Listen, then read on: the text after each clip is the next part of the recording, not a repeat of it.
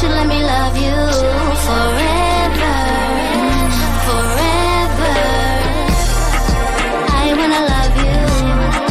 Will you let me love you forever, forever and a day, day, day, day.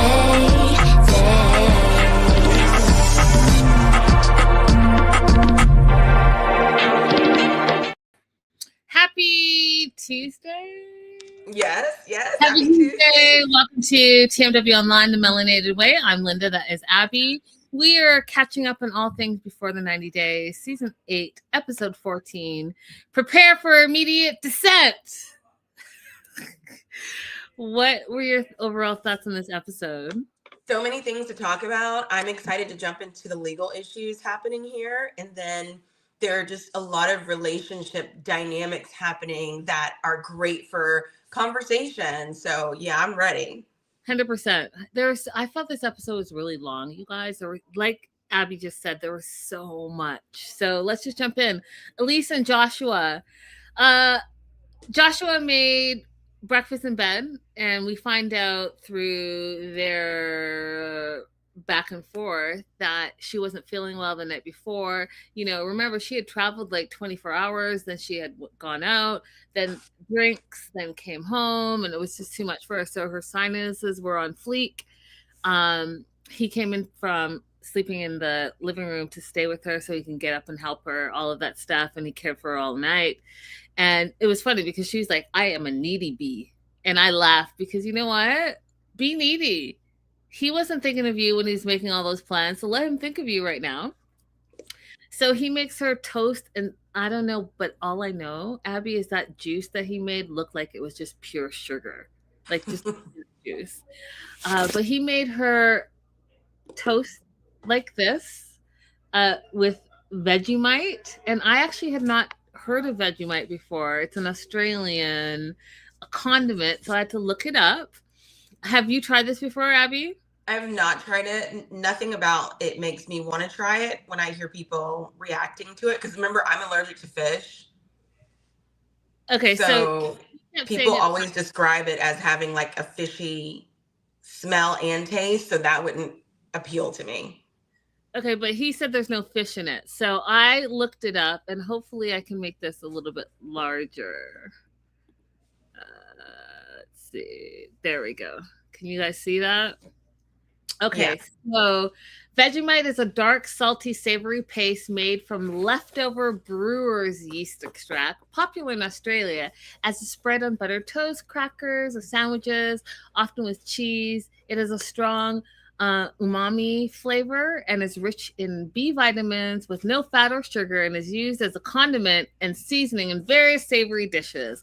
A little goes a long way and is considered a national icon with a distinct taste that is often described as acquired. So key characteristics: flavor, it's salty, bitter, savory, similar to a very strong soy sauce. Ingredients are yeast extract, malt extract, vegetable extract, onion and celery, and salt, fortified with vitamin B, thiamine, riboflavin, niacin, and folate. Texture is a thick, dark brown paste similar to a nut butter. Nutrition is high in vitamin B, low in fat and sugar, but high in sodium. A low-salt version is also available. Dietary, it's vegan and kosher-friendly with a gluten-free version available. How to eat it? Classic is on buttered toast or with cheese in recipes, etc., etc. So I thought that was quite interesting, you guys. It sounds like a yeast infection waiting to happen. Oh, Lord. Oh, Lord. I'm going to go ahead and pass on the Vegemite. You know, I like to think I'm open to trying things. You know, over here, I've eaten brains before. But no to that. Nothing about that description made me go, okay.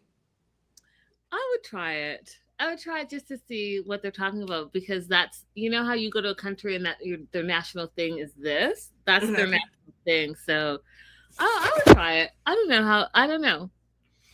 But I would try it. And if you guys are watching, let us know if you would try Vegemite or if you wouldn't try it.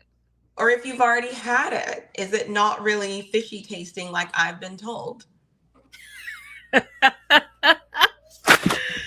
So they're on the they're in the bedroom, and I noticed that there's a lot of sexual tension between them. I know that this little slow-mo roll is not going to last very long because you just see like that chemistry between them. They decide to go to the beach. They're going to Bondi. And one of the things I thought was interesting, Abby, is that she decided that she was going to change into a bathing suit on the beach and he's going to like cover her while she did it. And I was like, why not just put your bikini under your outfit before you left the house? I too had that same feeling, but then I was like, you know what? I don't know what it's like to be a person who has many, many outfits that they want to wear. So she clearly had an outfit she wanted to wear for that day, which was not her swimsuit. And that's all there is to the story. I mean, maybe. I have lots of outfits. I love outfits. But I also have common sense. And just put your bikini on. Hey, Peggy. Peggy says, I'm adventurous when it comes to food. I like to try all new things. So it sounds to me like she would try the Vegemite. You and Peggy. Mm-hmm. Wait a minute. I was going to let it go, but we have to address it. Her sinuses were on what, Linda? I don't know what I said. You know, sometimes I just say stuff. Did I say on fleek? Yes, you said her sinuses are on fleek. Yeah, they're on fire. What? Okay. So you're using it to mean like on fire. Okay. Isn't that what on fleek means? On fire? They look good. Fleek on fire. Fire looks good. Fire means like, ooh, they're on fire. This reminds me of like one time when I was teaching English in Mexico. There was this one kid that was arguing with me that he could use a word in a certain way just because like the definition said you could, but in conversation it would not make sense. So I was just like, look, I'm the native English speaker in the room, but if you want to say it that way, knock yourself out and see if anybody else understands you. I mean, Abby, you've known me long enough to know, like, if it sounds like it makes sense and you understand what I mean, then that's what it means. You know what? I'm going to let you have it. Her sinuses were on fleek, y'all. Yeah, they were on fire.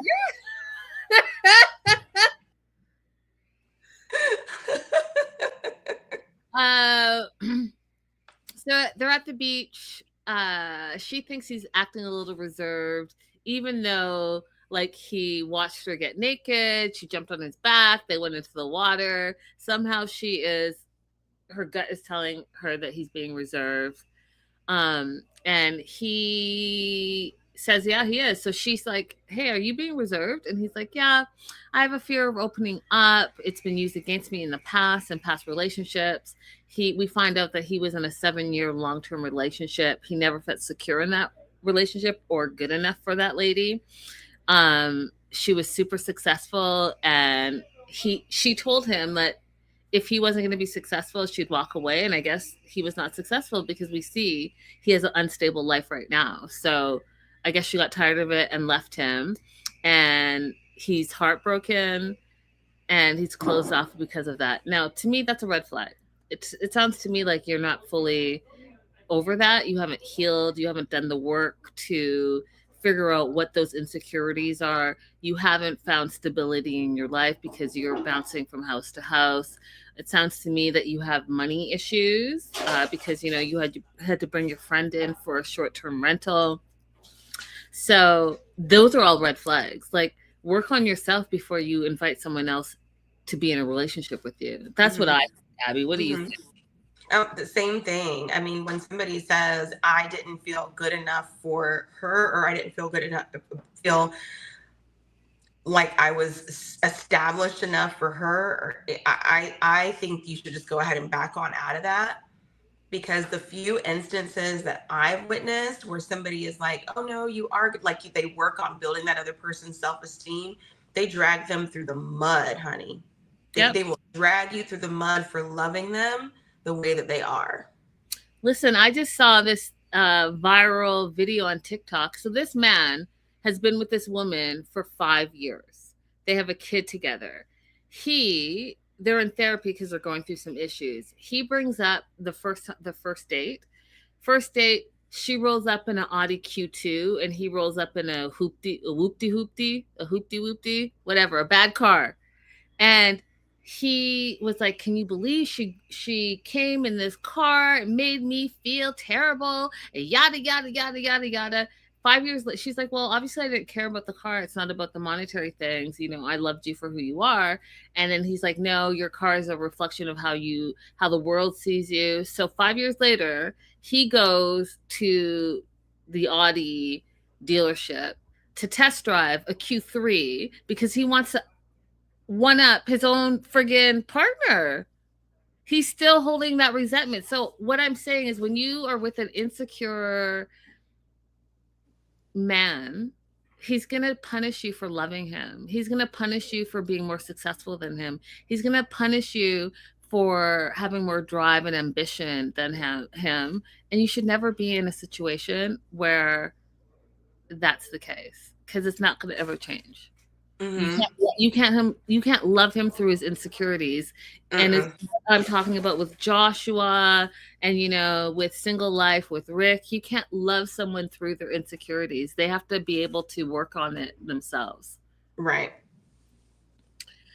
So he's heartbroken. He's closed off because of that. But he says that he feels safe with Elise, and she takes that as him being vulnerable, and she finds that attractive. Now, being vulnerable and open with your partner, absolutely, it bonds you. But also, when they're not being genuine and actually not being open, just telling you like, oh, I'm being open with you, that's not the same thing.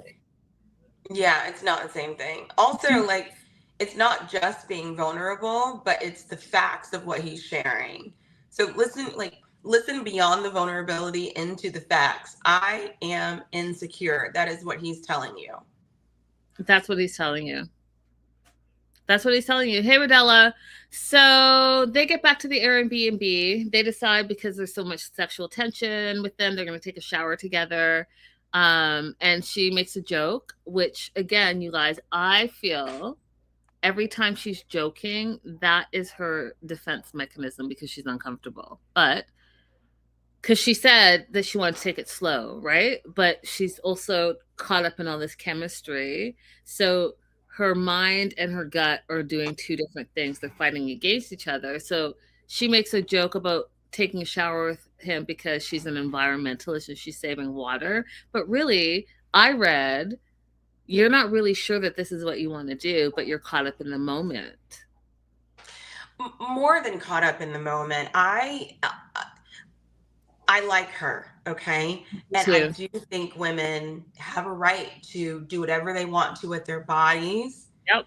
But I'm afraid that Elisa's sexuality, her sexual behavior is a little bit too accommodating to other people, and not what she wants. Because she said something the episode before last that we didn't talk about, but it stayed on my mind, that she's only ever gone 6 months without having sex since she was a sophomore in high school. Mm-hmm. And now, again, do whatever you want with your body. It's your choice, right? But there is an excessiveness to me in that statement that indicates that this is not always your choice. Mm-hmm. Agreed. And I want to add to that, you guys, because I do like her. I think her personality is strong, and she has done the work to really know who she is, and she's comfortable in that. Plus, she's also a beautiful woman, and we know in the 90-Day franchise, anytime you're a beautiful woman, you get the most hate. I don't know what it is, and I do want to talk about it because that happened here as well. But why are you so mean, women, to other women? Especially, like, do you feel threatened? I don't understand, but the hate that women have towards other women it's wild to me. It's wild to me, and I've never understood it. Like, what are you mad about? I understand it, but it would take like a special session for us to go into it. I don't understand it. It only sounds like jealousy to me. I mean, like when you're looking me up and down, and like you all of a sudden don't like me for what reason? You don't even know this woman. Mm-hmm. You don't even know, but you want to talk so much. But we'll get there because I don't get it, and I have an example of what I don't get. So, but yeah, so they take a shower together. And they have been making it all day. And again, that chemistry is obviously there. He brings out wine and massage oils and candles, and they're going to have a whole moment together. And he's massaging her. He's like, massaging her. I'll say that. And Chris, his roommate in the rental or Airbnb or short-term rental or whatever, shows up because they're in the middle of the living room, a common area, and she's literally half naked and he has no shirt on. She feels uncomfortable. They all feel uncomfortable because it's an uncomfortable situation. I would absolutely hate that. She makes a joke and says, now it's a party. And she makes a joke because it's awkward and she feels uncomfortable. That is her go-to defense mechanism. And she's like, he says we were blind with less. And Chris is like, cool, I'm going to go to my room. And it was just, I just thought it was a terrible moment. And honestly, you guys, I felt like it was an unsafe moment. What were your thoughts, Abby? Incredibly unsafe. You do not know these men. You are just now meeting them for the first time. This is such an unsafe situation for anyone to be in. Imagine if there was no camera crew and she's chosen to do this. Chris made no effort to exit that room quickly. Joshua made no effort to cover her up or have any kind of modesty, escort her out of nothing. Like, imagine the ways in which that situation could immediately go wrong. 100%. I mean, like I said, it couldn't be me. I'm not staying with someone I don't know. I only know them from online. And then now I have two people that I don't know. And you've been there for what, 48 hours, if that? It's yeah, the whole thing is like a start of a Dateline episode, including she just lit up any room she walked into. Yeah. So it's next day. We find out that they were intimate a couple of times. We find out that he is uncircumcised. And then she wants to have some serious conversations, right? So after you've already been intimate, now you're asking the questions that I feel like you probably should have asked before you got there. So she wants to know why Chris is renting with him. And he's like, well, work stuff, and then I had to drop off my stuff at my parents' house, but I'm living with Nat, but we're just friends. I was living with my parents at first, but then that didn't last long, and we're like completely just platonic friends. And she's like, wait, what? Right, because all she knows is that he was living with his parents. Now she tells us that she knew that he was living with Nat, but she doesn't fully trust whatever that situation is. I don't know. It was just very convoluted because you told us in the beginning of the season that you thought he lived with his parents. Now, at least you're telling us that you've talked to Nat. So maybe you've talked to Nat, but you didn't actually know that he was living there. Maybe that's the case. And then he told you that he was living with his parents, which he lied. And whatever it is, she did not, at least doesn't trust the situation at all. He lied, and Nat is a female. So they're off to meet his friends. So Steve, Chris, Nat, and Kara at the harbor. I love that they went on the water and the boat and everything. I mean, that's on my list, Australia. And then this is what pissed me off. So Nat and Kara, smile on her face. Oh, so good to meet you. They get drinks, all the stuff. And then to camera, they're talking shit about Elise and her skimpy clothing. While meanwhile, fools, look at what they're wearing. So you want to talk about she's gorgeous, but her skimpy clothes. I guess it's because she's from Miami. But meanwhile, you're in similar outfits. Why do we do this as women? Is it a jealousy thing? Is it an insecurity thing? Because right here, you literally have your bra and underwear on with a full see-through outfit. Now, listen, I have see-through outfits, and I'll tell you, because I knew you guys like props. Abby told me I should share more. So I have this beautiful dress. It's a very similar idea to that black one, right? It's see it? It's Yeah. messy, right? Whatever I choose to wear under it is what I'm going to wear under it. What I'm not about to do is see another woman in a beautiful outfit and talk crazy about her. That's what I'm not about to do. Why do women do that, Abby? Well, depending on which culture you're in, this is going to vary to some degree. But in a patriarchal society where women are the product, women are often going to compete with each other to be picked.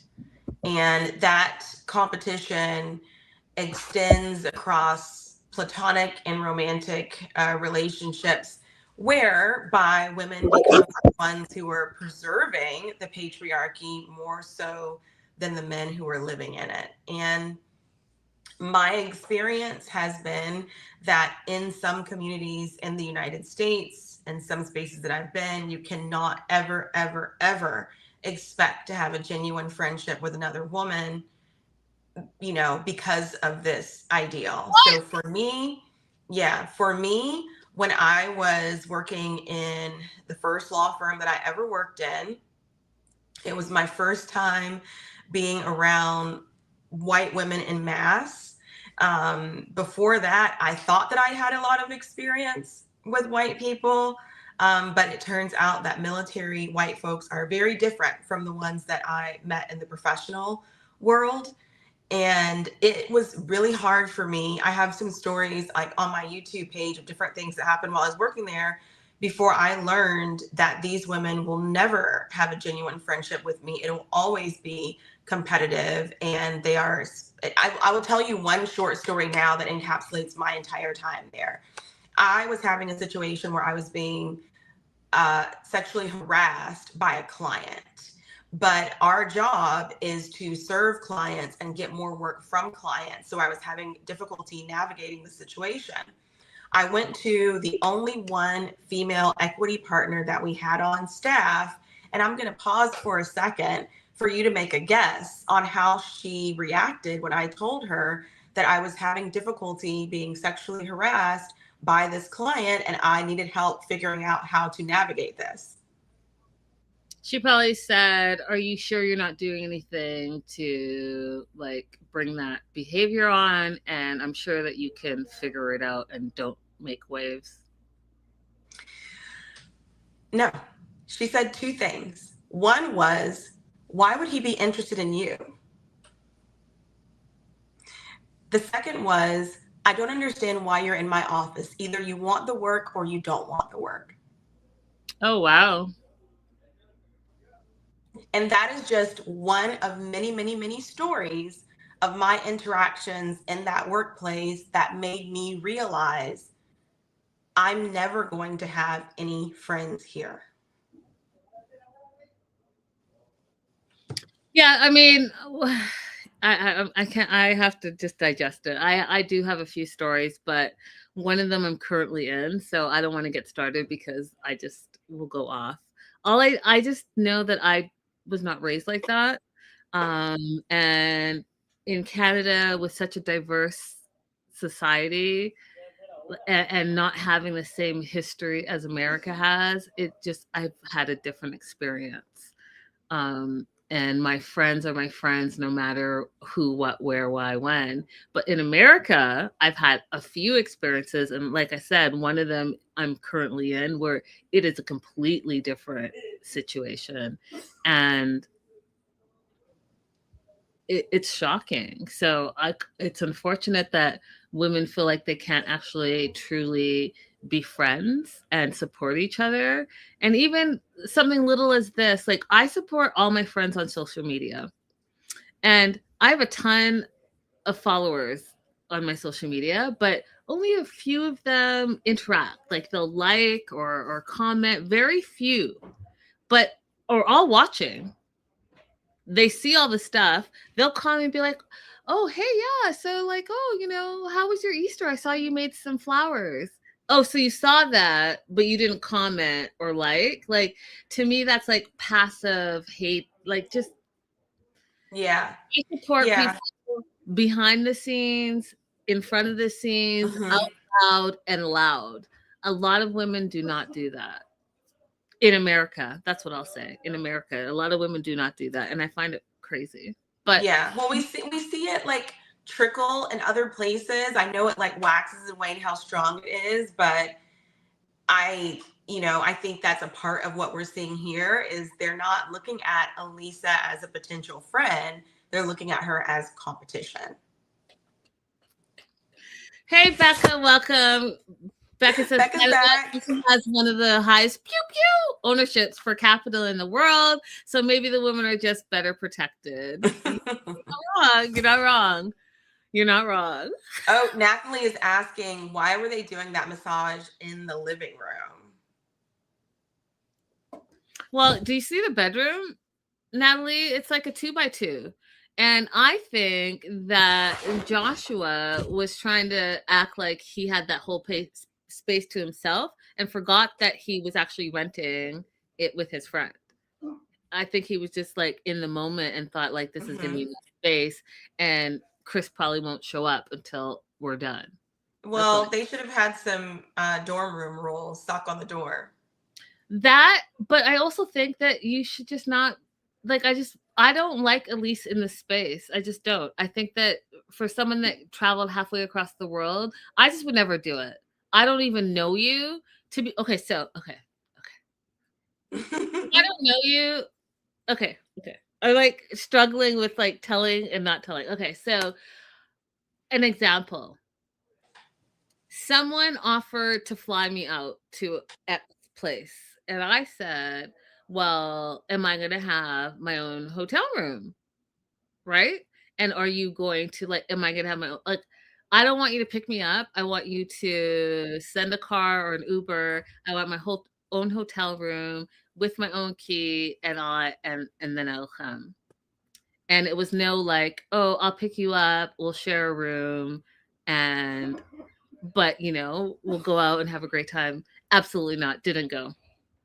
Because I don't know you like that. Do you see what I'm saying? Like, I'm just I watched my degree, true crime, life, things that I don't trust men like that because men lie. Okay, get that in your mind. Men lie. And second, it's not safe because whoever this person has represented themselves to be, you don't know them in real life because you've not spent any time with them. So you putting yourself in a situation where it could be compromised, I just fear for that. And that's why, I mean, I don't know Joshua. He could be great, but Elise doesn't know Joshua.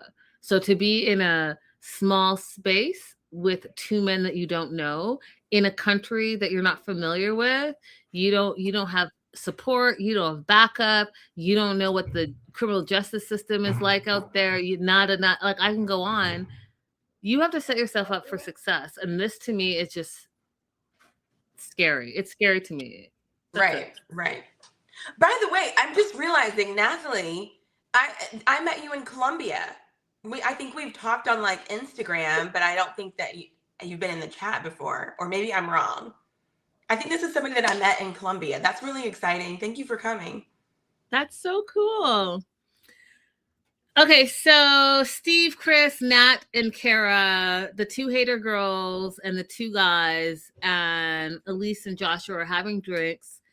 Elise thinks his friends are nice, but she does think that Joshua living with Nat is weird. And then there was this weird exchange where we find out that Nat pays all the bills and she was open to having Joshua live with her because she was going through a hard time in her life and she needed comfort. So it worked out. It was a win-win situation. And I was like, oh, that doesn't sound right at all. That sounds like no. that sounds I'm like, Elisa is asking questions, but she's asking the wrong questions. You didn't hear what that girl just said? That part. What else do you want to add before I move on to the nonsense? Let's move on to the nonsense. Daniel and Lisa, I cannot with you know what? With my whole heart, I understand that you guys love them. I watched a interview that Lisa did recently. Spoiler alert, she finds out that she has borderline personality disorder. She finds out she doesn't like the way she was portrayed on the show. She thinks she's a good mom. We find out Faith's it was Faith's idea for her to be on the show because Faith wanted her to see how her actions are because the mom didn't see it. Lisa didn't see it. So Lisa's in therapy is what I'm saying. Those are all spoiler alerts after the fact.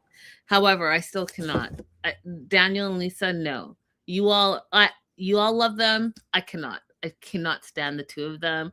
I think that they're both BSing each other, they're scamming each other, and who can scam each other first, who can be more victimized first, who can hate on each other first. Like, no, you guys are I don't know if people love them so much as they're just enjoying the fact that both of them are so ridiculous. Like, they're both being really honest with their scams. They're not being honest with each other, but they're being honest with the scam that they're pulling. And I think that that's why people just find them so entertaining. Oh, we've never seen an American be this ridiculous and messy. Like we've seen Angela, which was a different, like she was just abusive, but we haven't seen one be like ridiculous and messy and nasty like Lisa.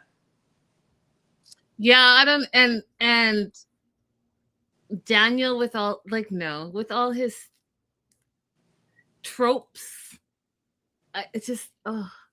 Yeah, I do have one serious question though that I think people are kind of just like breezing past whenever I see commentary on it. I don't think that anyone is taking Daniel serious when he expresses that he doesn't like the fact that she didn't share she's been with women for all of these years. And because of his behavior, it's hard to take it because it's coming from a place of homophobia. It's hard to take it seriously. But there is a real concern that I think is highlighted when you ask the question in reverse. If you met a man and you're dating that man and he reveals to you that he's only been with other men for the past 21 years after you've already been intimate, how do you feel? Oh, is that a question for me? Mm-hmm. Oh. How do I feel about it? So first of all, I would not have been intimate without having more information. So I would never be in that situation. Because I definitely would have to make sure that I was okay, that he was not just like on the down low and this was like some type of experiment. So I just would never be in this situation. So that's my answer. It wouldn't be me. I ask too many questions and I need to know. And I practice safe and I don't jump in. I like it. You listen.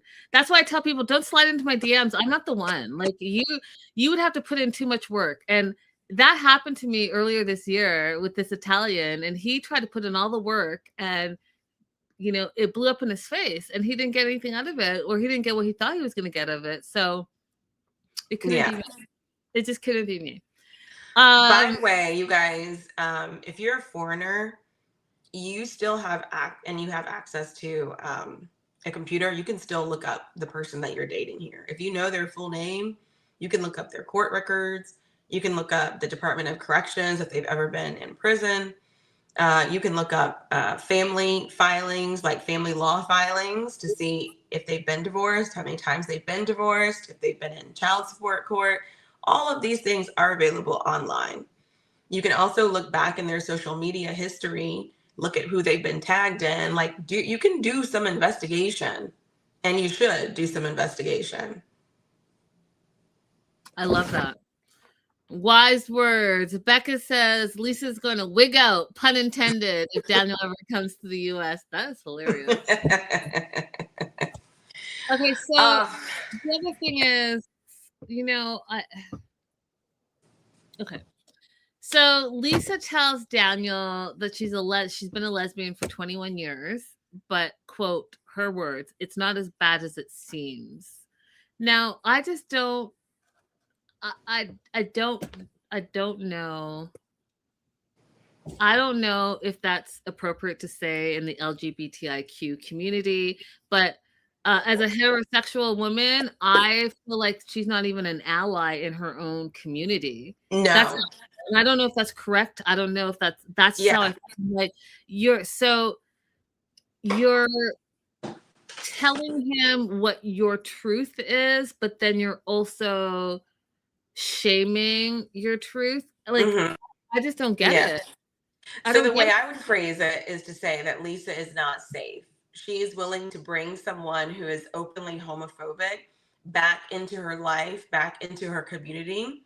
And somebody like that is not safe because they're willing to put you at risk for your beliefs and your thoughts and how you live your life just because she wants that attention from him. I was going to say she wants male validation, but as you said before, she just wants attention. It doesn't matter who it's coming from. So she's willing to sacrifice everyone who's close in proximity to her because we saw the people that she's around. They're not heterosexual. You know, she's willing to sacrifice her community for the sake of having this man who is openly homophobic.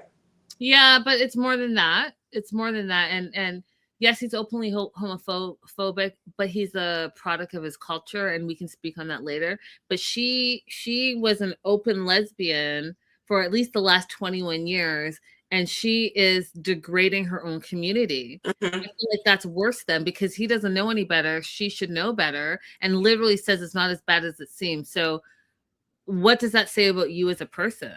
Like, you're thinking it's bad as a person. Like, no, I don't care for it. I think, like you said, it's unsafe, and she's not an ally for that community at all. And I just don't think it's right because when they say, like, if you have a friend like this, then, like, why do you need enemies or whatever? Yeah.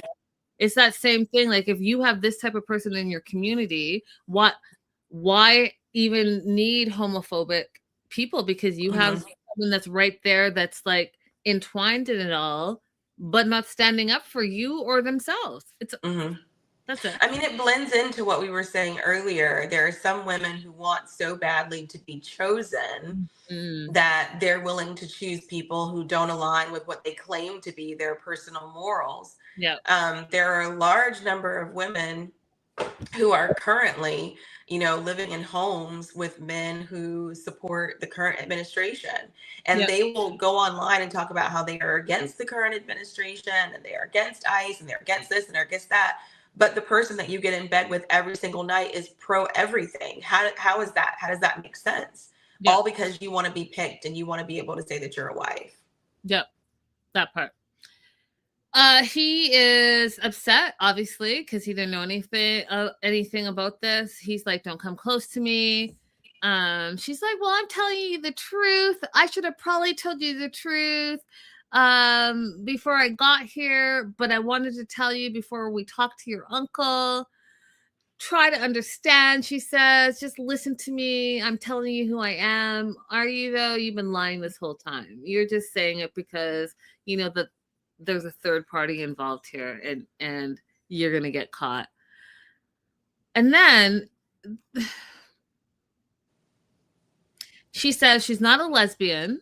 She's not straight. She's not bisexual. She just thinks that people should love people. What were your thoughts on that, April? That was just a bunch of bullshit and all that inside outside crap she was talking. It was just a long string of bullshit. And when you said that Faith wanted her to be on the show so she could see her actions, I was like, oh, that makes sense. She was so fed up with her mom that she was like, let me see if there's a way I can make you see you. That makes sense because that whole diatribe was stupid. Nathalie is not the right Nathalie, but I'm glad you're here anyway. That part. So he's like, you've been in relationship with same sex. You've been lying to me. You are quote unquote evil. And she's like, no, I'm a good person. And he's like, well, what makes you a good person? Because you're sleeping with your fellow woman. Every time he said fellow woman, I was dying. Your fellow woman. She's like, I'm still the same person you fell in love with.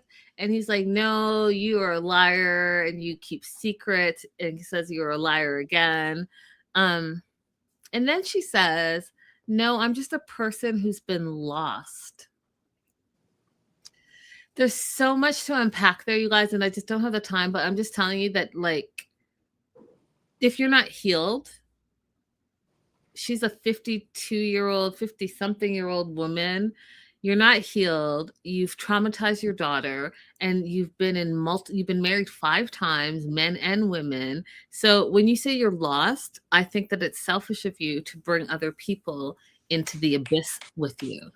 If you're in the abyss, then work on yourself. Do the work so that all these people don't get dragged down into the depth of your nonsense, and then you play the victim and make them feel bad. You do that with your daughter. You're trying to finesse Daniel right now, and I'm sure that you've done that in your previous relationships. It's not right. It's not right. And for you to, like, I don't know how it works, Abby. I really don't know how it works, but to me, if you have only been with women for the majority of your life, then you're a lesbian. But if you don't want to claim a label and you're saying you're not a lesbian, you're not straight, you're not bisexual, you're just like, I don't know. Is it called gender neutral? I don't know, not gender neutral. You're just neutral. I mean, what's more likely than not happening, I will accept her statement that she's a person who's been lost. And I would say that she's just more willing to define herself by her relationship than who she really is. So while she was with women, she was saying that she was a lesbian. Now she wants to be with a man. She's saying, I'm not lesbian. I'm just willing to believe that because she has no concrete personality, that she's just calling it by whomever she's with at the moment. No, I don't accept that she's lost, because if you're lost and then you're trying to get into a relationship, who is that person supposed to think that they're with if you don't know who you're with? If you don't know yourself, how's that person ever going to know you?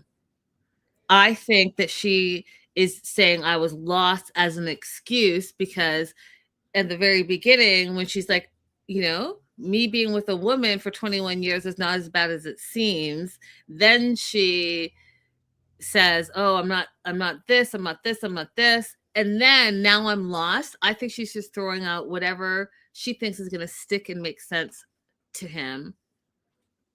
And what I'm saying is that if you don't know who you are as a person, you have no right to then bring someone else into your orbit. Yes. It's not okay. Becca says it would be different if Lisa was like pansexual, but it's so much more than just a lack of language. She says she rejects all labels, but it's more than that. She is uneducated and ignorant of even herself. I agree with that. Abby, she agrees with what you just said. And Tina says, I have an ex that just told me out of nowhere she's been gay for like 30 years. I told her the world must be ending.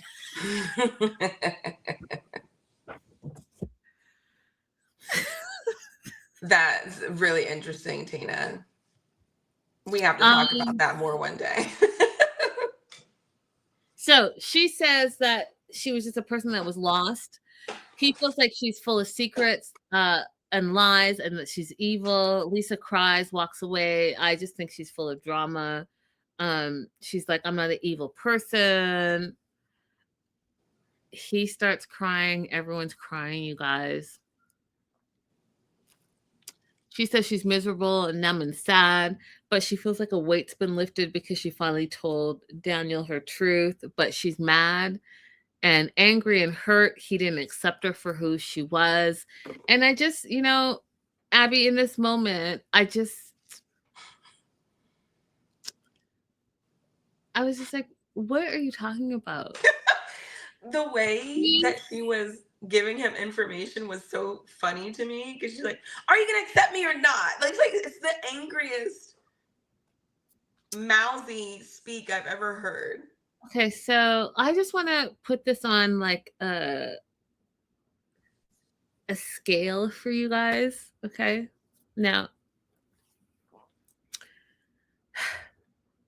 you're in an African nation where you already know that homosexuality is not accepted. It's just that's what it is, and we can have that conversation at another time. Now, your African partner, okay, born and raised in Africa, you get there and you take your wig off, and he does not accept you. Okay, you just took your wig off. You took your wig off. He said, absolutely not. You can never go out in public without your wig on. And then you tell him that you're basically you say you're a lesbian. And then you're mad that he doesn't accept you. Girl, he didn't accept your non-wig wearing self. What makes you think on this scale that those two things are equal? If he wasn't accepting you without your wig, do you think he's going to accept the fact that you've been a lesbian for the last 21 years? Like, make it make sense. It doesn't make sense. Like, he's made it very clear what he's willing to accept. Poop on me, fine. Take your wig off, be a lesbian. Oh, no. He's not having it.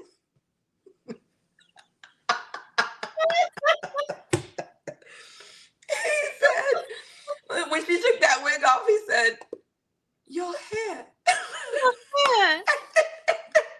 But when she pooped on him, he was sitting there eating nuts, talking about, yes, she pooped on me last night. It was everywhere. Maybe it was the spices that you were eating. Oh, you're a lesbian. Oh, you have shame to me. You have shame to me. I must talk to my uncle.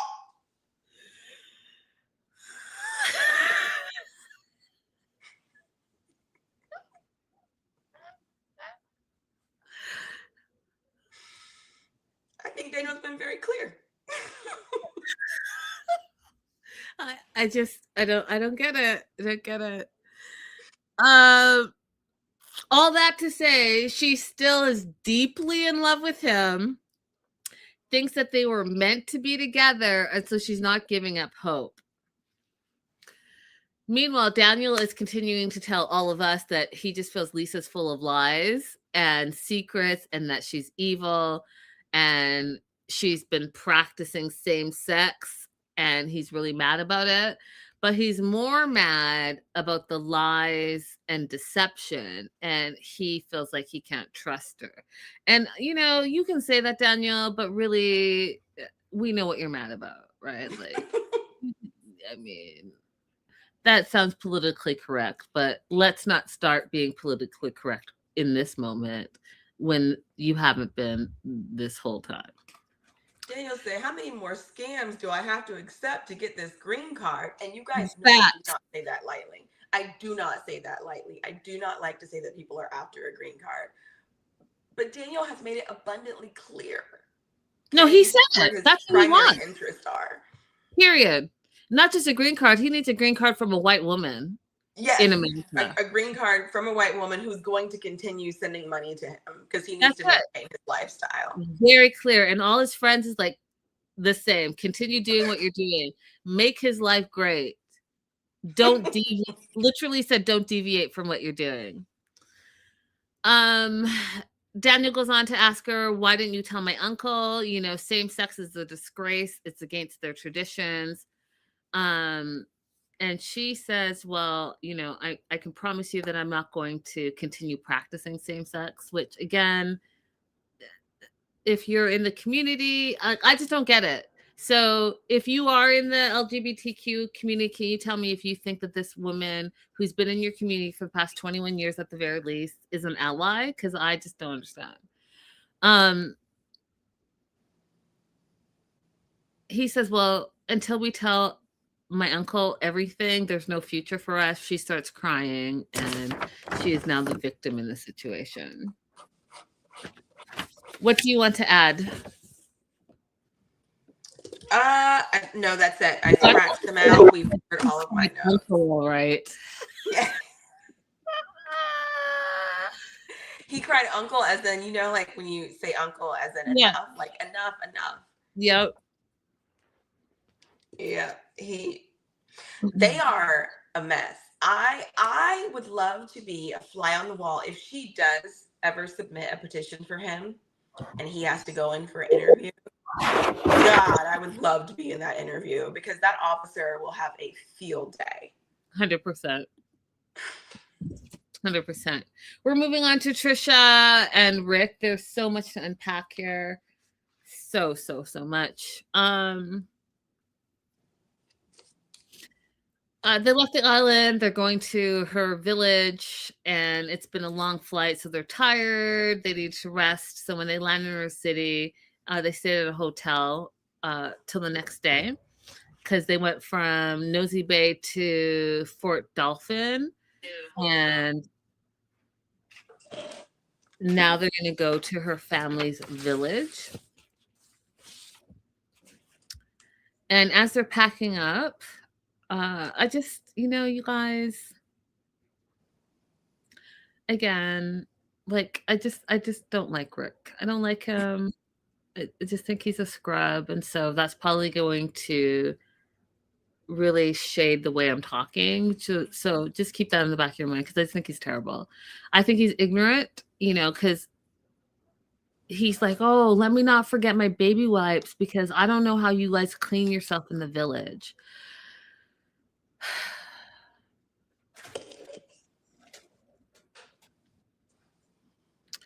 The fact that this African American is so ignorant in Africa just really, it just really bugs me. It bugs me. It bugs me that he says the stereotypes that he has in his mind out loud. But I guess it doesn't bother Trisha because she's like, you know what? He's ignorant, but I love him. They had a fight the night before with no resolution, but she still wants to be with him and still wants to introduce him to her family. But says to him, the way you talked to me last night, I don't like it. He, gives her a little bit of gaslighting, saying, sorry for raising my voice at you. I was just frustrated and blah, blah, blah, blah, blah. The same stuff he's been doing since day one. Mm-hmm. And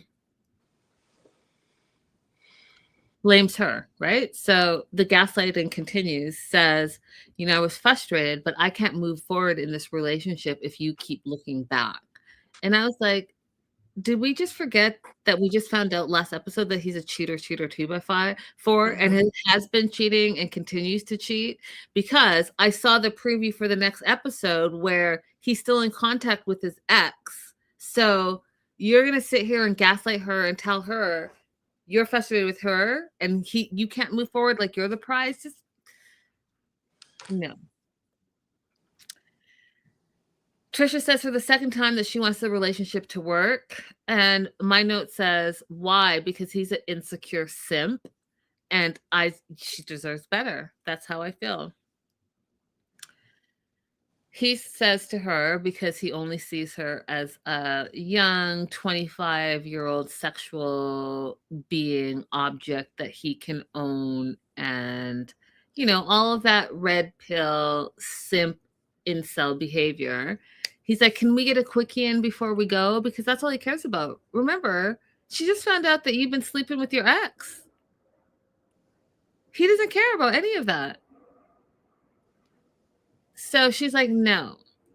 She's excited to see her family and go back to the village. It's very simple. Everyone in the village is kind. So she, that's where she grew up. who doesn't get excited to go home and be with family and friends? Mhm. And my note just says he's the worst. He's the worst.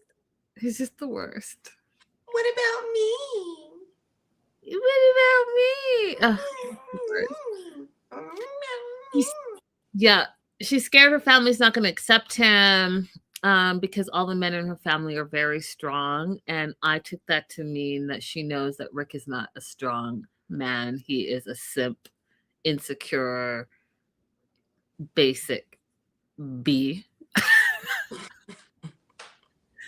And one of the things that I thought was interesting, and I take it to the single life, is, are they in this?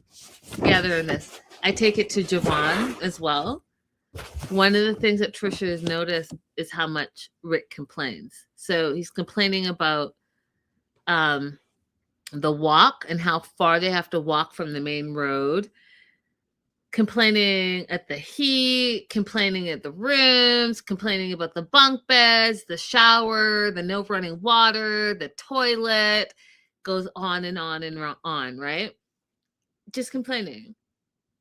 Not appreciating that you're in a different culture and accepting that it's going to be different than what you're used to, but complain, and you complain verbally out loud, which honestly, anywhere you go, it's very disrespectful. I'll tell you, when you go to a different country and you start complaining about their ways and traditions when you're a foreigner, it's disrespectful. So we meet Posey, her sister, Randy, the brother, Russo, the dad, Tuvu, the uncle, and Axme, which is the aunt. I was curious, where is the mom and what's the backstory there? Because we don't meet the mom and she's not talked about. But her whole family's there. The dad, and they live in this big compound, and the dad shows Rick around the compound, the room for the guests, the bunk beds, the shower, the toilet. Rick freaks out and literally says out loud, you guys, "Oh, hell no!" Because it's writing paper that they use to wipe with. And Trisha is so embarrassed on his reactions in front of her dad. And I thought that should be enough for you. Do you understand what I mean, Abby? Like, you know, when people say when you go on a date and you see how people treat the server, that's the true person. That's who they really are.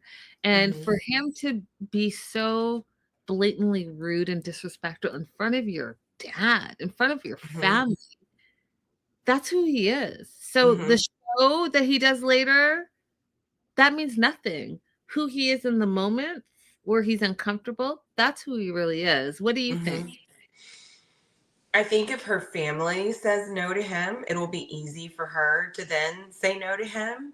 But if her family accepts him, then I think she'll continue to let his behavior, like dismiss his behavior and minimize it for the sake of having a partner and having children. Because what's more important to her culture is not how she's treated. It is whether or not she has children. Becca says, those are inside thoughts. I had secondhand embarrassment for him. Absolutely. Yeah. I had firsthand embarrassment for him. I just don't like him. Right. And it didn't even matter because we already know that he has wife. So what was the point in saying that out loud? All of it. He's just disgusting. He's a terrible individual, you guys. He's terrible. He's selfish. He's insecure. And I'm just not for it. So anyways, more complaining about traffic and food and how tight the rides are, how hot it is, the tongs, the living room. Like, he's just a needy, negative Betty.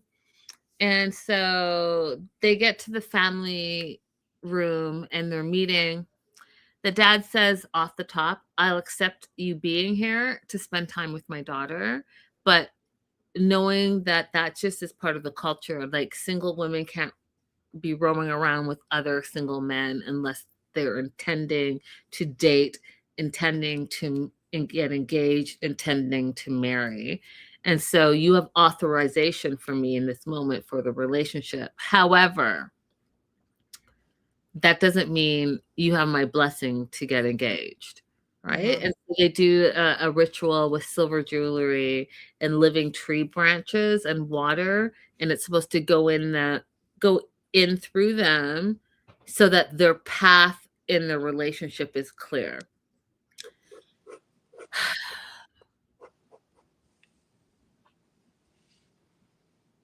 Rick does this laugh. I don't know if it's a nervous laugh or if it's just more of him just being super disrespectful as he has been, but they're making dinner together. They're having goat, and he just is having a moment with all of that, and I just thought it was just rude of him. Dad asks him, "Why are you here?" Rick says, "Because Trisha is my prospective wife. I love her very much." And Dad says, "How old are you?" He says 52. And the dad's like, "Oh, our ages are not that different." Because remember, Rick is older than her dad. If you marry her, what does the future look like? Do you want to have kids? And he says he doesn't know quite yet, but he will let him know before he asks to get engaged. And the dad was like, "I'm not feeling this." What were your thoughts on all of that, Abby? I don't understand why he won't just say, "I don't want to have children." He's told us that he doesn't want any more children. He's told camera again in this moment he doesn't want to have any more children. So why won't he just say, "I don't want to have any more children"? Because that would mean that the sex toy that's real life for him would be gone, and he's not willing to give that up. That's what it is. That's not fair, you guys. You have to tell people the truth so that they can then make decisions about their own life. The time that she's spent with you, she's told you multiple times that the most important thing in her culture is having children, whether you agree with that or not. That's what she said is the most important thing in her culture. You are wasting her time. Yep. And when she knows what she wants. That is very unfair. Yep. 100%. Dad goes on to ask, "Have you ever been married?" He says yes, he's been married 2 times. "Do you have children?" the dad asks. And this is where I was shocked. Hey, avoiding eye contact. Hey, silver linings. This is where I was shocked. I thought he had 2 small children and then 1 adult child. But he has 2 small children, 2 babies, and 3 adult kids. So he has 5 kids. Dad's like, "Oh, you have many kids. Can you have more kids with Trisha? Yes or no?" And because in our culture, we want grandkids. So if you intend to marry her, know that we want grandkids. He says, "We've been talking about whether or not we'll have kids." No, she's been clear. She's told you, "I want babies." You're the one that is, like Abby said, stringing her along because you've told us, the viewers and the producers, that you don't want any more kids. The only person you haven't told and been honest with is her and her family. Yep, exactly, silver lining. She's like, "You must be talking about Icky Ricky." Yes. So he says to the dad that he's not ready to make that decision yet, which again is a lie. So you're lying to everyone's face because you already decided in your mind that you don't want to have more kids. The dad's like, "Well, no, excuse me, the cousin," which I was like, did you see the cousin? The cousin looked like he was ready to throw down. He looked like no nonsense. He could see right through Rick's BS and he wasn't having. He's like, he needs to respect us and our culture, the cousin said. And if, basically, if he doesn't want to have babies, then what is it? Don't let the door hit you where the crack doesn't kick you. You know what? Sure. The way I learned it was, don't let the doorknob hit you where the good Lord split you. Okay, whatever. Same thing. Then the dad explains why having children is so important in their culture.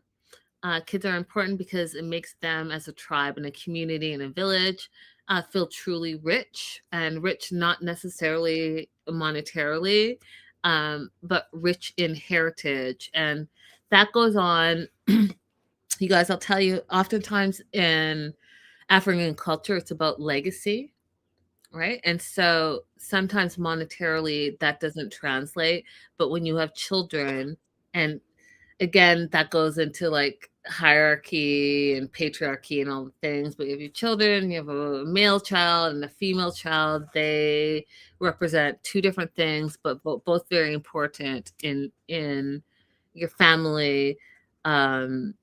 There's just so many intricacies. There's family representatives, so that if someone passes away, there's always going to be a representative that continues to represent your culture, so there's no disgrace. So when it comes to like having children, I get what we're talking about in the West, where women are worth more than that, but in a lot of other cultures, it's not just about that. It's about legacy and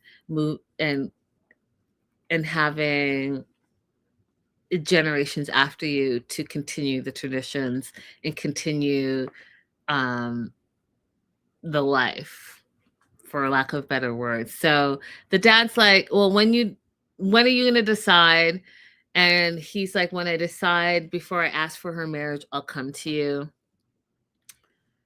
But we all know, and my last note says he doesn't want more kids, so I don't know what we're waiting for. You should just tell him, and let's end this and end my misery, so I don't have to see your stinky ass face ever again. Mm-hmm. What do you want to say? What do you want to add to this? No, he covered all my notes on him. He's 52. He's insecure. I want him off of my TV. Also, you look like my grandmother is generally not a compliment.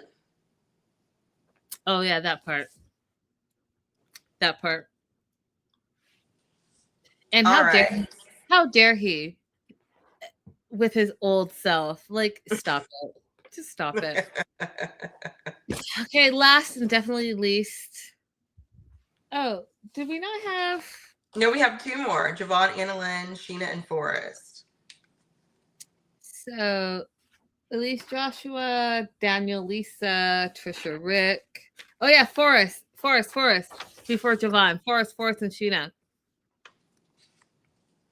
Pera, stop, Linda. They're out getting a jeepney, and they're over the moon in love with each other after this proposal. But, the vibe at the house, the condo is not good because, Molly is not having any of it. And she's haterating on all of them and making it uncomfortable for everyone, because she is not happy about this engagement because she told him to wait for her approval. But they're going to do what they're going to do. So they hopped in a jeepney to go see an attorney. And this is where we're going to get all of Abby's immigration attorney advice. I'm not going to say advice. I'm going to say expertise, because I know how some of you all are with the words. Right. So they went to see Alexander Kane, who's an immigration attorney there in the Philippines, for an attorney consultation about the K-1 visa. He asked these questions. How long have you been in a relationship? They say they've been in a 7-year relationship. And Mr. Kane asked, basically, do you have a criminal record? Have you done any crimes in the U.S.? Forrest says no. Mr. Kane asks, are you working? And he says no, but he's paid by his disability, and it's good enough for him to maintain his life in America. Mr. Kane says, that is not an income. You're going to need to get a job. And the base minimum, he said, is $26,500. Is going to be needed in order to be a petitioner. And even if you file today, it would be denied because you have nothing to show for it. You ain't shit. You ain't got shit. You ain't got a job. You are nothing. So it's not going to work. You'll be denied. And Mr. Kane says, I suggest you build your financial capacity first, find a job, get work, make money, and then you can proceed. What is that going to look like? Well, you need to get a job, and that probably will add 2 to 3 years to your petition, and also for you to save some money. Now, I'll stop there because there's so much more, but I'm going to let Abby give us the legal aspect of it. There's so many things that I want to talk about. First of all, do you guys know why he's asking whether or not the petitioner, Forrest, has criminal history, but not asking if Sheena has any criminal history? Because I think this is a really interesting tidbit to know about, but also a little bit sad. So there's a history of U.S. citizens going to the Philippines to commit criminal acts upon the women and young girls who were there. And so there was an act passed called the Adam Walsh Act that if you have any prior convictions of SA against minors, you are not allowed to file petitions, fiance petitions or spousal petitions, because they have been used to hurt women in the past. Oh, I love to know that. Is it Adam Walsh from Finding Those Criminals? Is that the same?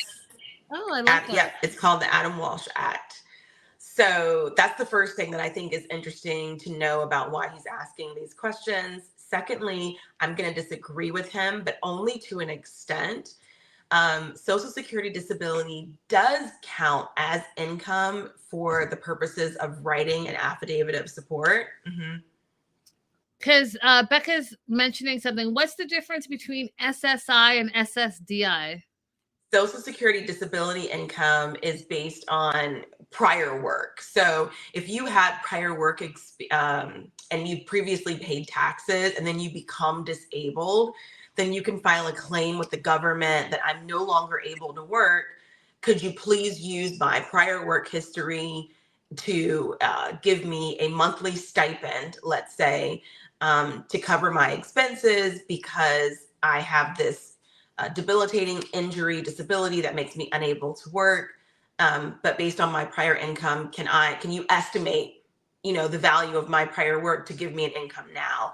Whereas Social Security income is not based on prior work. It's based on loss. For example, if you are a minor and you lose one of your parents, you get Social Security income, SSI. If you are married and your spouse dies, then you can get SSI based on your spouse, passing away. So the difference is that Social Security disability income is based on prior work. If you haven't worked previously, you can't get it, whereas SSI is not. Gotcha. And is it ongoing for SSDI? Like, what if Forrest is 39 or whatever? So he worked for 10 years. Is it like how much you put in is how much you get out of it, or is it unlimited? It can be unlimited if your disability is ongoing. If they find out that you've been doing things outside of your restrictions, they can ask for a review of your disability and whether or not it's truly keeping you from being able to work. Okay. So, however, I disagree with him. Textually, legally, SSDI can count as income.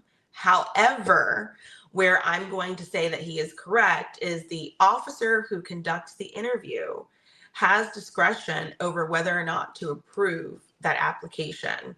And because of our history in the Philippines, by our, I mean US citizens, specifically men, because of the way that men have gone to that country and the way that women have been treated in that country, the officers may have decided amongst themselves, we are not approving older men who are usually in the situation who petition for women to come to live with them when they only have SSDI as income. And that is within their rights to deny that.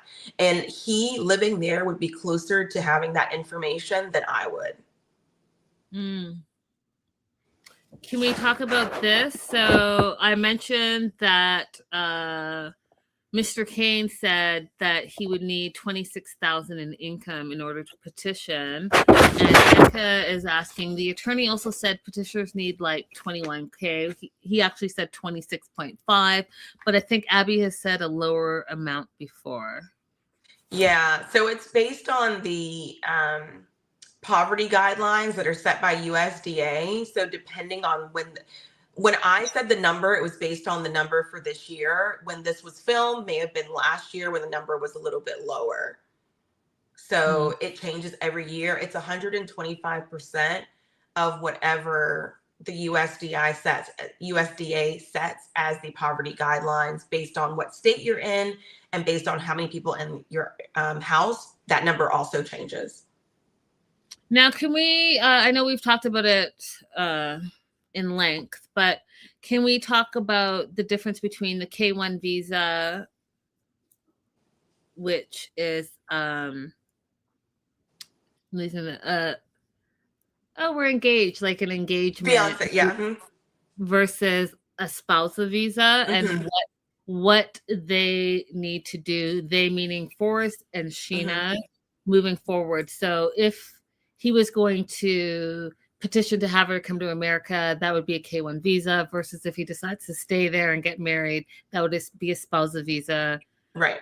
Can you explain that a little bit? And what is this? What's the spousal visa called? Just spousal visa? IR1. IR1. Yeah. So when you arrive in the United States on a fiance visa, you are considered a non-immigrant. You don't have the right to work. And unless you get married and then file additional paperwork, you can become a resident. Okay. And then in that time, you can get a permission to work. Once you become a resident, then you obviously don't need that permission to work anymore. You're a resident.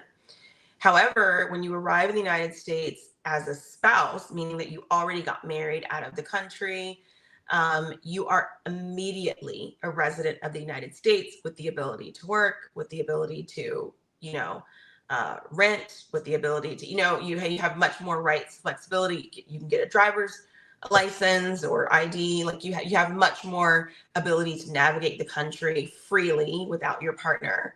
If you come in as a spouse versus coming in as a fiance. My choice, if my clients ever ask me which one I think is better, is always to come in as a spouse. A lot of times they don't want to do that because they want to have their wedding in the United States. But I like women coming in. Usually anybody can petition anybody, but it's usually women. It's usually a man petitioning a woman has been my, practice. And I think that it's better for them to come in as a spouse. They have better footing. They have better ability to advocate for themselves. They have more power. They have more standing in the relationship than coming in as a fiance. Mm-hmm. There's less likely, I don't know the statistics on it, but my experience, there's less likelihood for abuse for someone who's coming in as a spouse versus someone coming in as a fiance. Mm-hmm. I love that. Do you want to add any other legal aspect to it? Because all of this has been amazing, great information, you guys.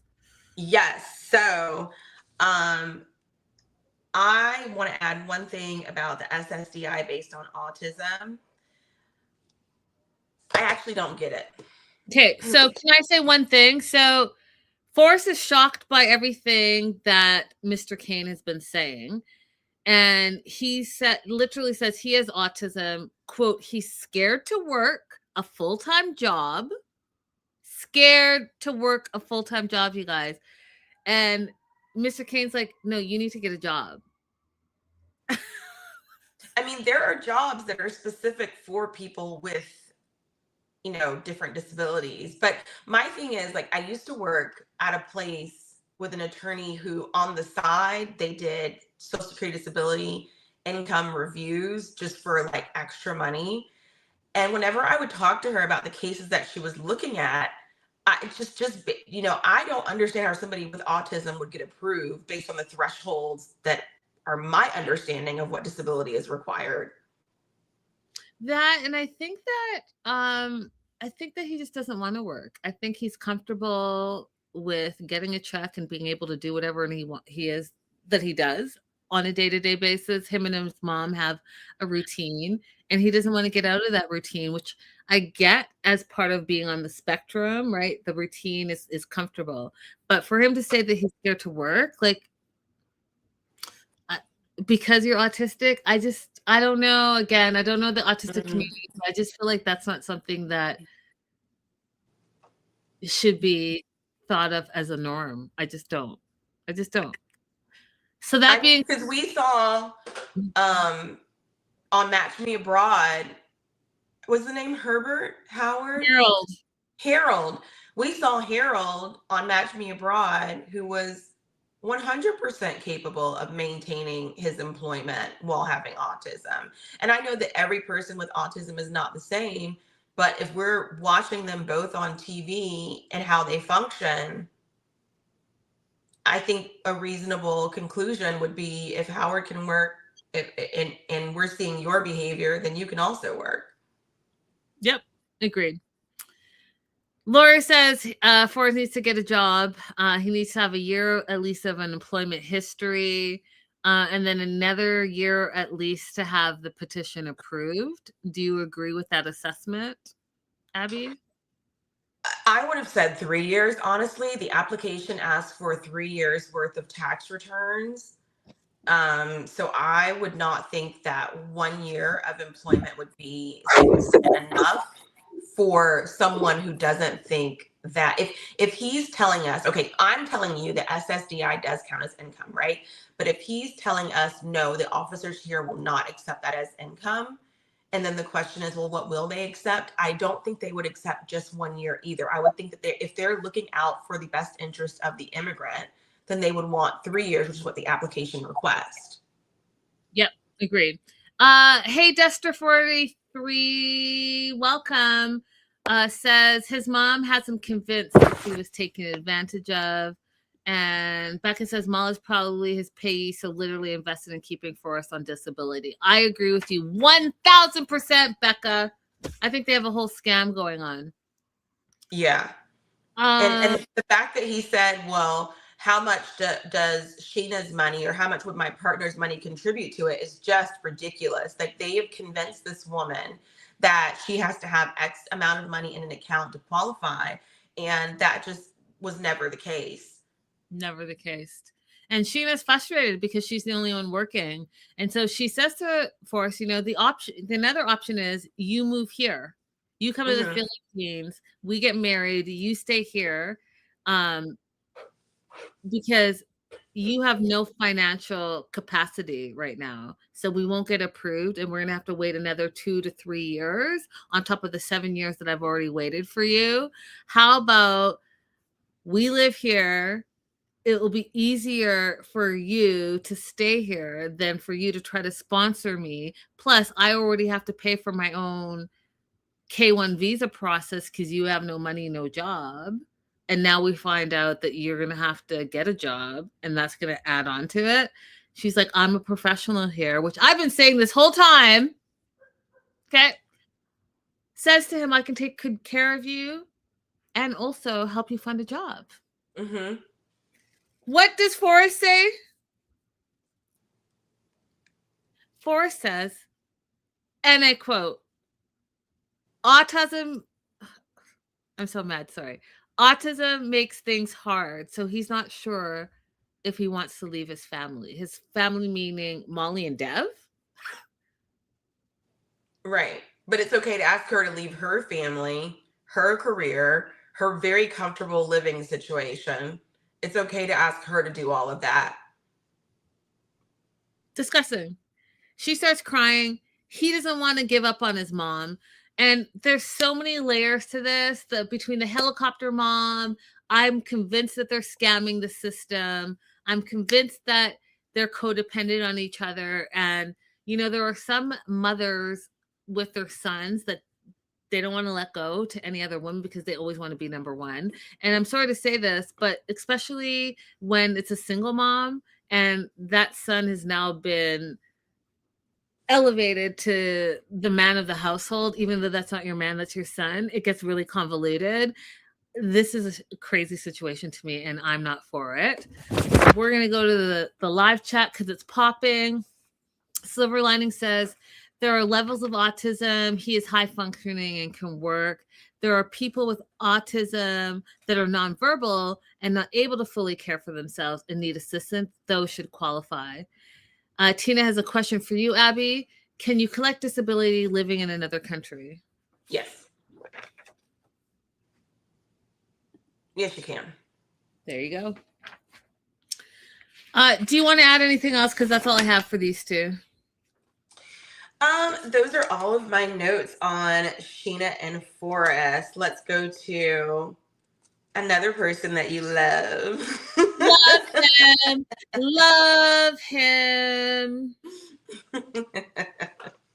This and this. Do you know what that means? Hold on, do it again. Oh, yes. Hello, is there? Wow, loser. Okay, Yvonne and Annalyn. She's over him. She gets in the jetney, but she's not really over him because she has the jetney circle back and pick up her husband because she feels guilty to leave him on the side of the road. I thought you were a better woman than me because I would have left him. He's a grown-ass man as he continues to tell everyone how he's so macho and masculine. He should be able to find his own way home, don't you think? Yeah, let him find his own way. Because remember, this whole argument is just because she asked him to be romantic. He said, fine, let's go get manicures. She said, thank you for the manicures. And he said, now, are you going to be nice to me? Are you going to learn how to be nice to me? And listen to me. And listen to me? And let me be the man of the house? Yep. All of this is because he just ruined a perfectly good visit to get manicures after complaining. It looks like a Barbie threw up in here. Just his whole attitude, his dirty standing up socks, everything is just gross. The lint in his hair. She continues to say how much he smells, and I don't think she's He don't wrong. clean his butt good. He don't clean his butt good. She told him to use the bidet and not keep putting all his little tissues down the trash.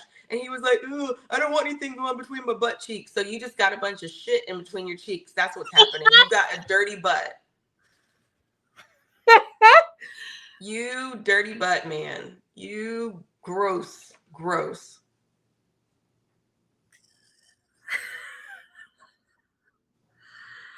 He absolutely is another Mike. Absolutely, Tina. Absolutely. Totally incel behavior. They get back to the house. Dogs are barking, which was distracting me. I love dogs, but they're between, I can't believe that, like, so I don't know. I just couldn't believe that she was like, I'm done with you. Don't ever come back to the house. Not ever. And then she gets in the jutney and then she picks him up. Like, I was still stuck there. Right. So when the dog started barking, it was distracting me because I was still thinking about how it sounded like she took a strong stance, but then she just didn't take a strong stance. And now she just took him back, even though he's been terrible and has continued to be terrible and has been terrible since he arrived.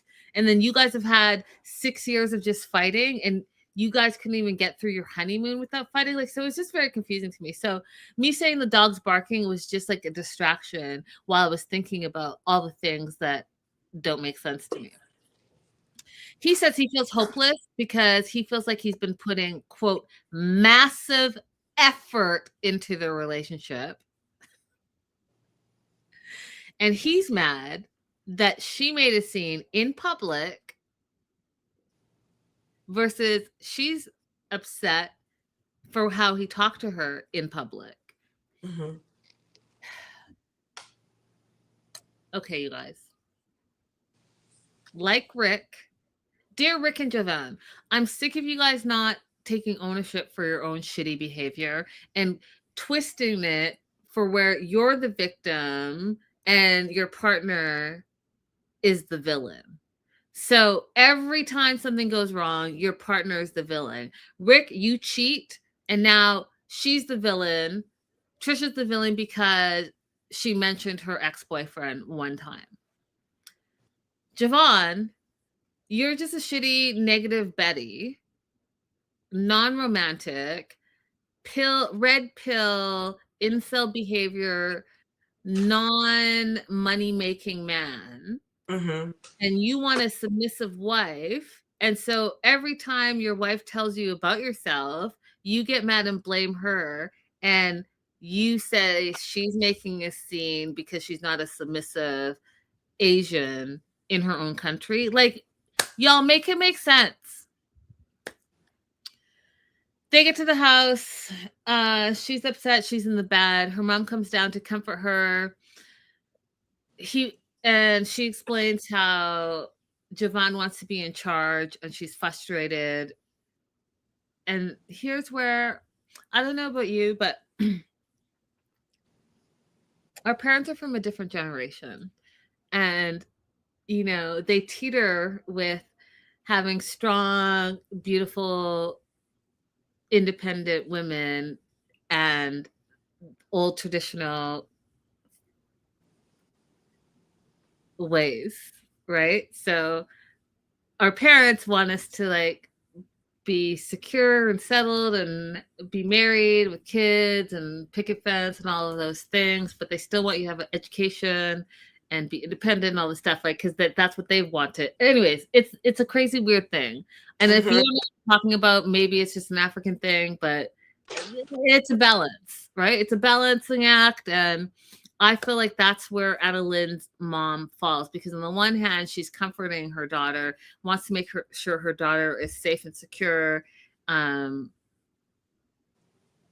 independent, all of that. But then the flip side, she's like, well, you're married, so you guys need to talk about it and don't let your relationship fall apart because of your pride. I said, oh, Mama Adeline, this is not about pride. This has everything to do with control and controlling behavior. Mm-hmm. What are your thoughts, Abby? Exactly that. They have such a hard time with it. Our parents, God bless them, they have so much trouble with the fact that they raised us to be strong. This is cross-cultural.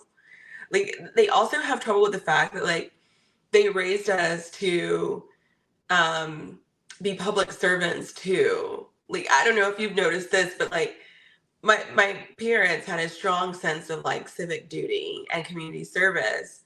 But the moment that I said, like, I want to be a teacher, they were like, teachers don't make no money. What?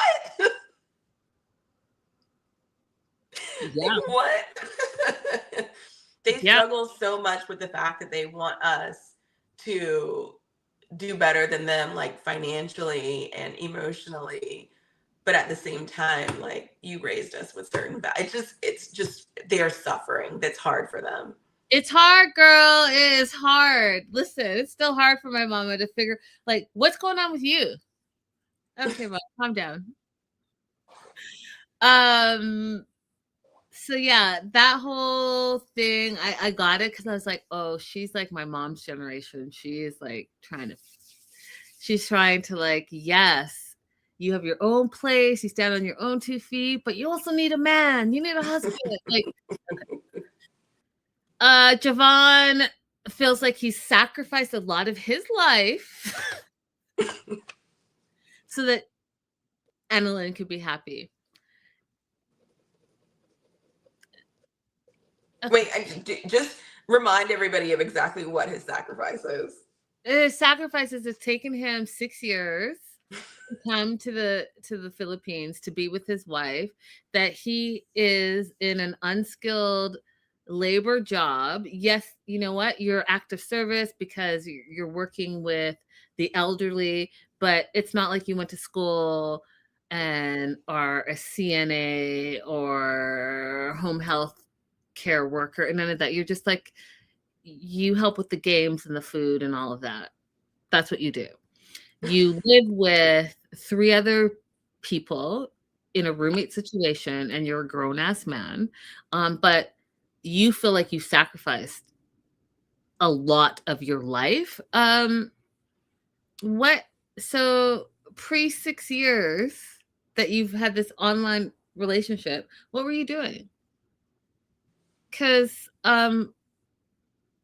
6 years and 30 something, like you had 30 years. You got 30 years. 30 years. I'll give you to 20. So you had 10 years from 20 to 30 to figure it out. Mm-hmm. And then you then had from 30 to 36-ish to figure it out. You got married online. What changes did you make knowing that you now had a wife to take care of because you're about the trad life? So I'm just trying to figure out what sacrifices you've made. That being said, he says he gives up, but he doesn't give up for long because she's in the room, he's in the kitchen, making himself at home, opening the fridge. I don't know why I was irritated by that because I was like, what have you contributed? Do you know what I mean? Like you came to the house empty-handed. You didn't even bring the mom after 6 years a gift. Like who does that? You just show up and say, oh, you feel angry because this place is bigger than your place and you feel like you've been putting all your money into this. Like, no. Mm-hmm. No gifts for his wife, no gifts for his mother-in-law. Angry because she had a neat, clean place. Just all he brought was his bad energy and dirty socks and mud butt. Facts. So he wants to talk to her. He texts her. She's frustrated with him and says to us that she can't do the submissive thing. That's not who she is. He asks her if she wants to talk. She says, yep. But she can't take his arrogance anymore. She won't be voiceless. We find out that her dad was abusive. Mom was in a DV situation. And she feels that Jovan shows that same type of arrogance. So she feels like she has to stand up for herself. And Jovan manages to make himself the victim in this situation. He says, I'm not your father, and I'm not trying to dominate you. Now, you guys, I just want to tell you something. I have a lot of common sense. I have watched 90 Day from day one. This man literally has told us with his words and his actions that he wants to be in charge, that she doesn't listen to him, that he wants a traditional submissive wife to lift him up when he feels bad about himself, to cook and clean. That's why he throws his shit on the ground for her to pick it up, even though he's a grown, like, stop it. So for him to make himself the victim and say, I'm not your father and I'm not trying to dominate you, and then tell her to not be aggressive.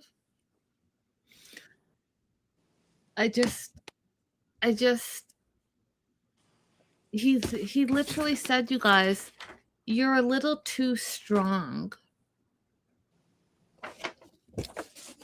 Tell me you're bullshitting without telling me you're bullshitting. You know, I can't remember who it was, but someone was trying to explain. It was, I think it was, I can't remember who it was, but someone on the show was trying to explain oxymoron, but didn't know what the example was. Elisa. This is an example of an oxymoron. And I wanted to do Oxio and just call he's a moron. And I don't like it. And he gaslights this woman to the end of days. Jovan is a moron. I feel like there's an even better word to encapsulate exactly what's wrong with him, but it's not coming to mind right now. What I do know is that there is a layer of dry shit between his butt cheeks. We're still there. You're so. Who tells a woman that you're a little too strong? It's just gross. It's just, you know who says that? Insecure weak men. That's who says that. Mm-hmm. But here's what upset me the most is that she made up with him and said, I'm going to try to still be a strong, independent woman without lashing out at you. She never lashed out. I already know that. That's why when she said it, I was very disappointed because first of all, stand in your convictions. Okay, stand in your convictions. You know what this season is teaching me? The season is teaching me that I stand in my convictions, and they might not be popular. You all may not like. I mean, there was like a whole year where none of you guys agreed with me. You always agreed with Abby, but guess what? I stood in my convictions. There's been this whole time where I'm like, I'm a believer, I'm a Christian, and blah blah blah, and you guys are like, I don't believe in that, and whoop whoop the whoop the whoop the whoop the whoop. But I stood in my convictions. Okay. When I go on my TED Talks, sometimes I know I go off on a tangent, but you know what? I stand Mm-hmm. on what I believe. I stay firm in what I believe. And I think that the saying, and don't get me wrong, I could be wrong about this, but if you don't stand for anything, you're gonna fall for everything. I Yeah. think that's what the saying is. And what I'm saying is that stand in your convictions, women. It's okay to be strong and independent because you can still be soft and feminine and you can be all of those things. Mm-hmm. But don't belittle yourself. Don't degrade yourself. Don't Mm-hmm. quiver down to make any man feel better about their insecure self. It doesn't make sense to me. So you're Right. gonna say all this stuff, and I'm gonna do this, and you don't do that, but then you're gonna flip around to be like, oh no, but come back, baby. All because we're stuck in a society where women are considered complete beings unless they're in a relationship. Like, Yeah. really, it's 2026. These fools are out here killing you. These fools out here are out here cheating on you. These fools out here are lying on you. And don't get me wrong, Mm-hmm. there's still plenty of great men, but the single streets right now, you guys, it's trash. Mm-hmm. And you have to find the needle within the haystack of trash. Mm-hmm. I saw a creator who, I'm not going to summarize her correctly, but she was basically saying that as women, if you're a heterosexual woman, you're dating your natural predator. Like you're dating the number one reason why you might no longer exist in this world anymore. Listen, And I watch all the true crime. yeah, Who's killing whom? Men are killing women on a regular basis. So my conclusion over watching all of these seasons and also from real life is that women need to leave sooner. Before you get into a sunk cost fallacy situation, if you would leave at the first sign of this person lying to you, gaslighting you, putting you in an unsafe situation, if you would leave at the very first time, you would end up saving yourself a lot. If we went back through all of the seasons of 90 Day Fiancé and the time that women spent in these relationships, there was something that happened before they met in person, usually, that was a sign to leave. And unfortunately, because of, societal conditioning, we didn't. Yep. And it would have avoided, years of, I use myself as an example. I should never have gotten married. And I knew that. And I said it out loud. I was sitting at a table full of people before the wedding, and they asked me what I was looking forward to. And I said, I'm looking forward for people to get off my back about living in sin, because I was already living with my boyfriend. And there was a lot of like, oh, you're living in sin, you're living in sin. So that was my answer. And the table full of people, nobody said, that shouldn't be what you're most excited about getting married.